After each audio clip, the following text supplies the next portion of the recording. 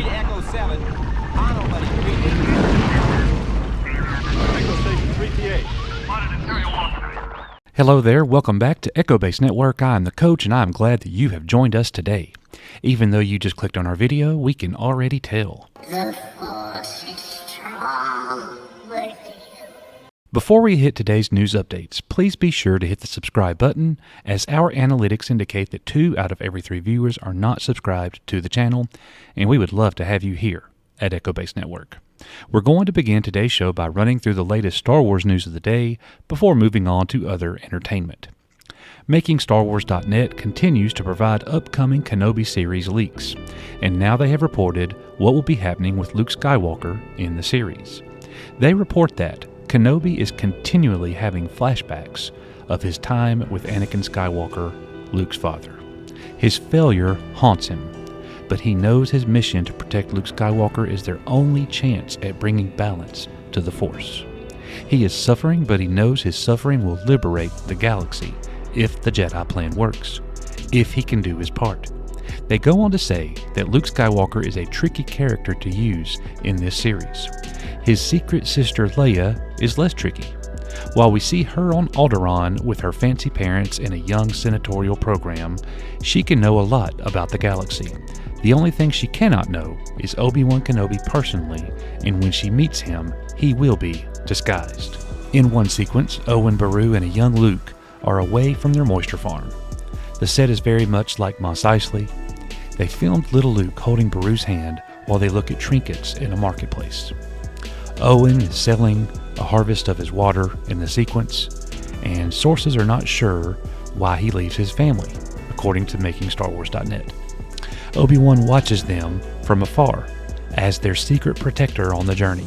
Luke is ultimately safe, even though danger has come to Tatooine, and Owen sees it firsthand.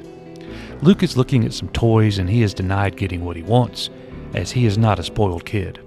Luke and Beru continue with their day, and Luke is seemingly just happy to be off the farm for a time.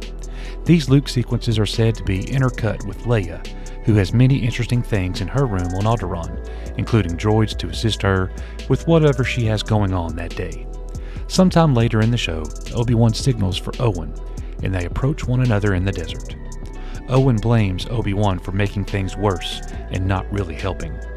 Obi-Wan has what some sources have said a T-16 Skyhopper toy, and others have said it is a starship toy of some kind.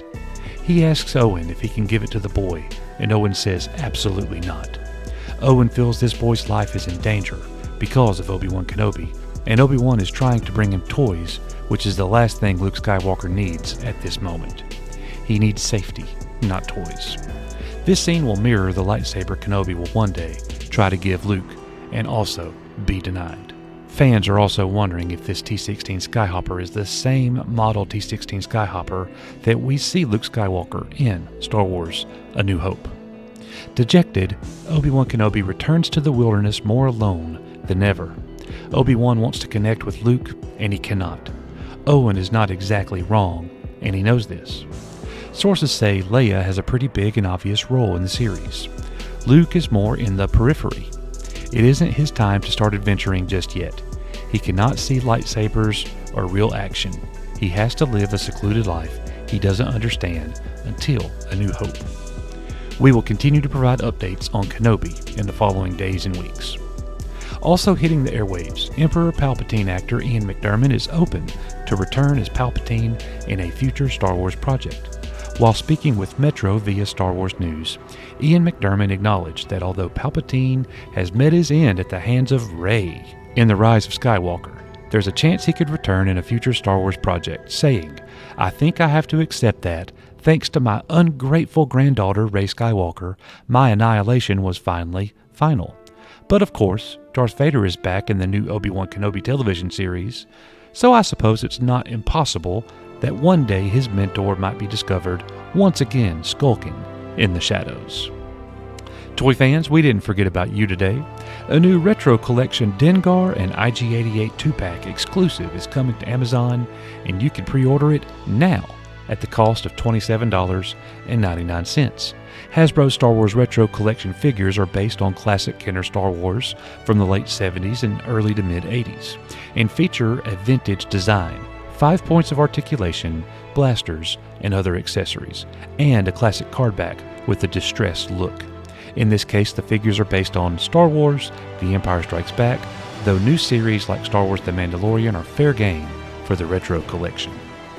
In our first bit of non-Star Wars news, Dune director Denis Villeneuve scrapped the original Dune intro because it would have used up the entire budget.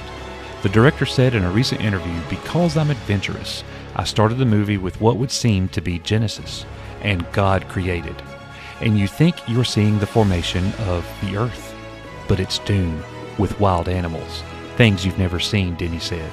"This is magnificent, but now we can't afford the rest of the movie." While it would have been really cool to see this biblical take on the creation of Arrakis, I'm sure most of us can agree that the opening sequence works just fine as it is, especially if this simpler version meant that Villeneuve and his producers could divert the available resources to where Dune needed them the most. And finally, fans of physical media will be happy that the release date for Spider-Man No Way Home has officially come out for the DVD copy of the film. Now, officially, one of the top-grossing films of all time is coming to digital sales and rental platforms like Vudu and iTunes on March 22nd, but Sony Pictures has also announced that the film is coming to Blu-ray and DVD on April the 12th, right in line with the industry standard of most major releases hitting digital 2 to 3 weeks before they come to physical media. Fans can already pre-order their digital copy on Vudu or their disc copy on retail sites like Amazon, Best Buy, Barnes & Noble for day of sale delivery. Thank you guys so much for coming to Echo Base Network today, where we will continue to provide Star Wars and entertainment news, updates, lore, and more. We would love to have you join us on our weekly Echo Base Network Star Wars and entertainment show each Saturday night at 7 o'clock p.m. Central Standard Time. As always, you are Echo Base Network. May the Force be with you. We'll see you guys on the next one.